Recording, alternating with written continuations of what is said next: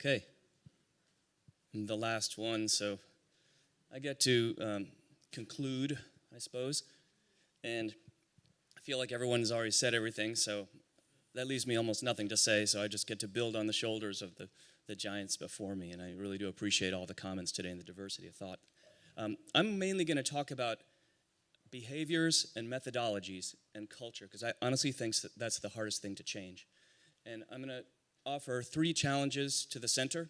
The first 2 are obvious and have been talked about today. One is the necessity for audacity in the face of a very difficult problem. The second one is the global attitude, and those are really precursors to the third, where I'm mainly going to dwell, which is the idea of hyper-collaboration. So first of all, we've already talked today that what we have before us is extremely big and difficult.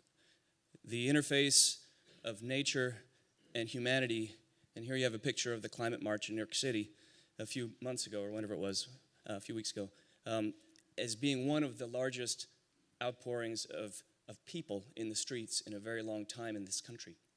Why? Because it's such a big problem. I'm going to talk more, though, about the difficulty of the problem. And these, by the way, I make my own PowerPoints, so they're very simplified and sort of dumb, but I like to keep it that way. This is basically showing a history of the green movement, and it's a young movement. And first of all, we've done a lot already, and so we should feel somewhat good about that. The U.S. Green Building Council was only founded in 1993, so we're just getting started. And there's a notion that we're beating compliance. You know, what governments will do to encourage sustainability, at least in North America, is not enough. So there's an idea of a compliance line.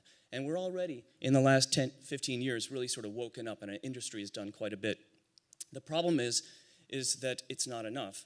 Already, and in the last few years, and I think the reason why we're here today and the reason why Evergrande is supporting the center is because the demand for green buildings exceeds our ability to deliver green buildings. So right now we've got this gap, and that gap is growing. And so there needs to be a new future. Other things are happening. So the 2030 challenge is one of the more audacious challenges around energy and carbon reduction, but it's so high, it's so hard to get there. So for example, our own headquarters in Atlanta attempted to meet the challenge, and we did meet the challenge. This building is 4 years old, and we think we're smart, we're good architects, we hired the best engineers in the world. This is a retrofit of a building, by the way.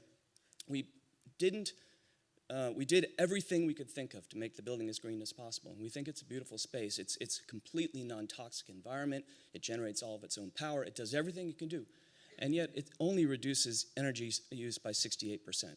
So that means that this building, when we built it, met the 2030 challenge, but it wouldn't meet it next year, which is depressing, because I don't really think we know much more today than we did 4 years ago. So the challenge is extreme. And so there's a leadership curve, which I think is the challenge for the center. You have to be audacious. You have to find new futures.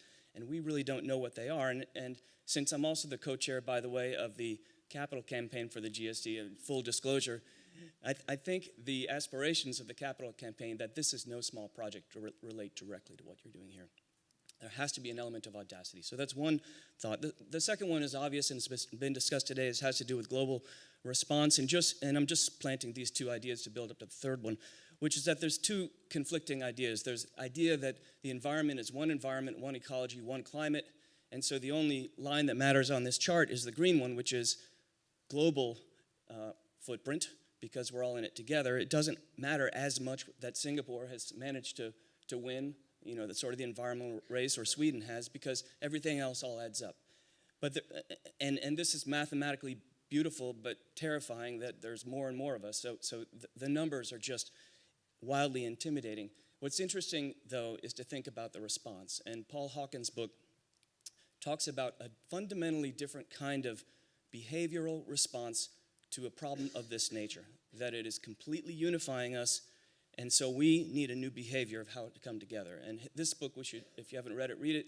It basically describes that this is a totally different paradigm for human behaviors in the face of a fundamentally different kind of problem. Bigger, harder, etc. So I'm going to talk about 2 ideas related to hyper-collaboration. And that's, by the way, the title, Translational Networks. One is translation, the other one is networks. And the first one is about translation. When you're dealing with really big problems, you have to understand each other, because if you don't, you end up with this well-told story. And to me, this is a challenge to the Center for Green Buildings. I keep looking at Ali, because this is all about him, or you first, and then the people working with you afterwards, is you need to learn how to talk in new ways. And while you've said this already, and you've talked about it, I don't think that our industry really knows how to do this yet. So this means that the center needs to be able to equally well talk to the GSD and its community, or to Harvard University, but also learn how to speak to, say, healthcare providers or business leaders. And this is a skill, this is a competency that will take time to develop. And if you don't do it, it will be very difficult to be effective. So this is the first idea of translation, literally a definition about language. What words do you use? How do you describe the problems?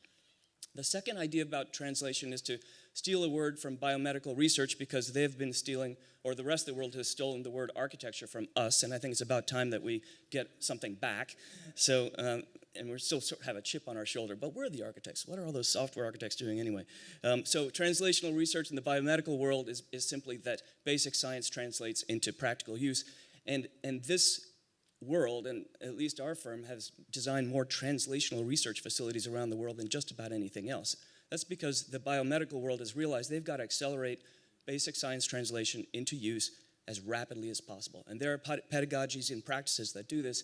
I don't think we have this in architecture. It doesn't exist. This notion of rapid translation of knowledge from basic to applied to practice.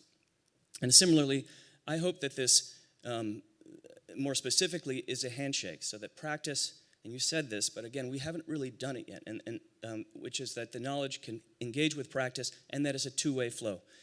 And honestly, it's going to be difficult to do that, not because you're not very good, it's because practice is not very good.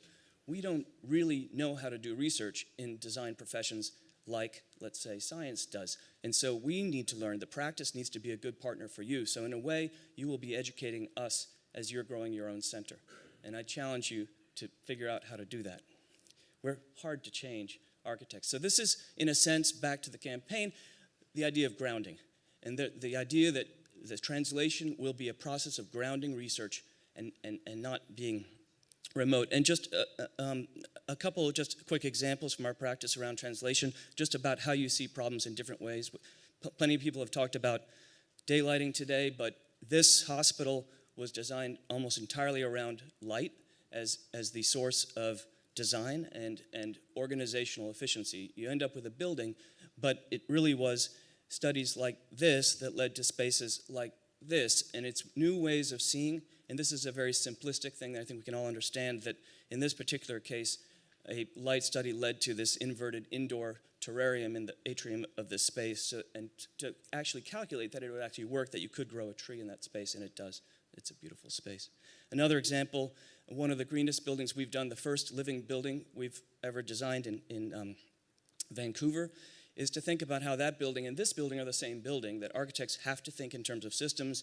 They have to be educated and trained to understand multiple ways of thinking about the same problem. This is another view of the same building. This is a broader form of a checklist that goes beyond environmental into social and ecological parameters that define the architecture.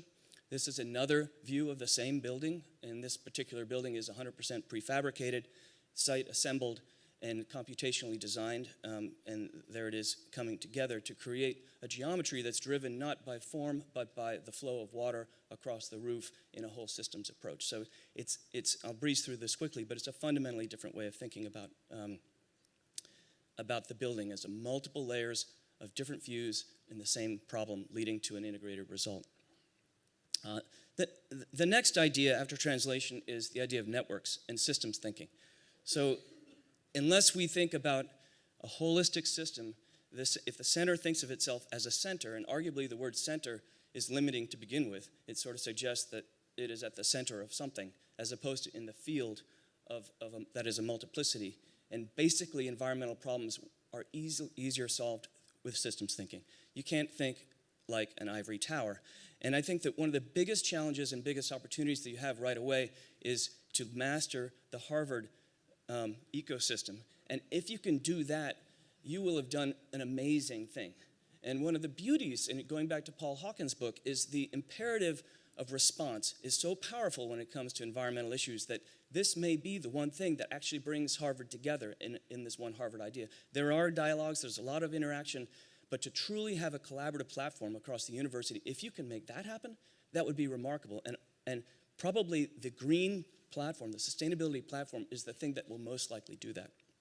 So, but it's not just, again, you at the center of the Harvard community, and it expands out to, that's the School of Public Health across the river, but how do you connect with other academic institutions? What are the opportunities there? It's not just Harvard. Or how do you connect with practice in your community and beyond? And then how do you tap into the relationships between, discussions between third parties? So it's a whole different set of skills that need to be developed in terms of networks.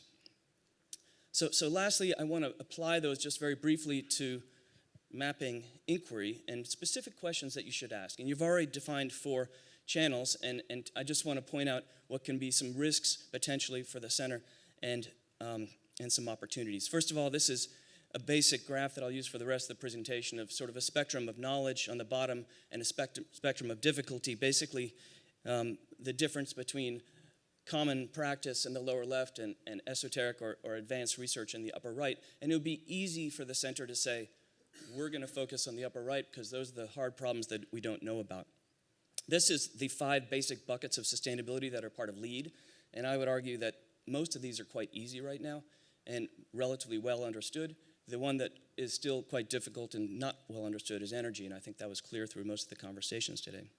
There's a whole other set of issues around technology or high-performance buildings that I think you're already quite focused on, and I think it would be quite easy for the center to take that core competency and just keep doing that. A lot of modeling and that sort of thing, and that's necessary, but it needs to be linked to things, and so there's a spectrum of issues there.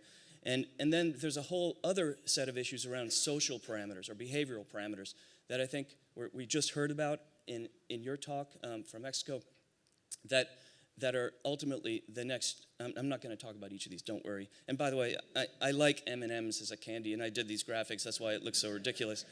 But out of this field of complexity, and then there's public policy, regional issues, it's hard. And you could either find this to be distracting or overly difficult, or you can see this in new ways of seeing through a complexity network and a complex set of partnerships to build something more. And by the way, if you disagree with where my blobs are, that doesn't really matter. My point is elsewhere. So one idea is that you can begin to cut cross-sections through that field of complexity and to think about how you can have persistent inquiry into disparate areas of design.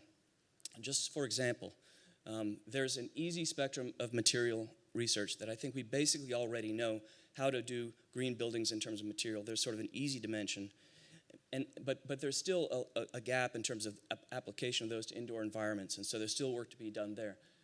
How those interplay with health issues, and depending upon whose health you're talking about, or what are the public policy issues around those, and then how does that lead to potentially a next generation advanced material. So if you think of the inquiry as a series of linkages between different questions that are all related, that inform each other in multiple ways, I think you can lead to richer problems, as opposed to very focused, narrow results.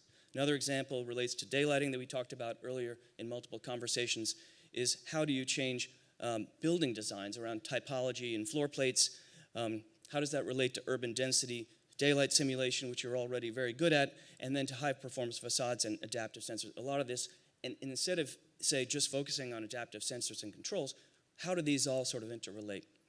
And then lastly, how does this relate back to the idea of network? So instead of saying that the center is the center, and the center is going to do all of this itself, but rather that it's a conversation. So for example, a question might emerge from practice, and it might be posed to the center. But then the conversation evolves to a business partner who reframes the question, and it comes back to the center in a different way. And maybe that question then gets routed back through Harvard University and back to the center. So there's sort of a 3-dimensional idea about networks, about inquiry, that connect all these things together. I basically think this pedagogy is something that doesn't exist yet, and you have to define it, and that's how you will be successful. So just to recap, audacity, you're at Harvard, you've got to be extremely bold, nothing short of zero carbon or zero toxins or net positive water or 100% closed loop design is acceptable. You have to be global, but you have to know what it means, so you have to think about the whole thing and the different parts in different ways. And then this behavior, I don't think you can be successful unless you learn a form of hyper-collaboration with the characteristics I described. Thank you.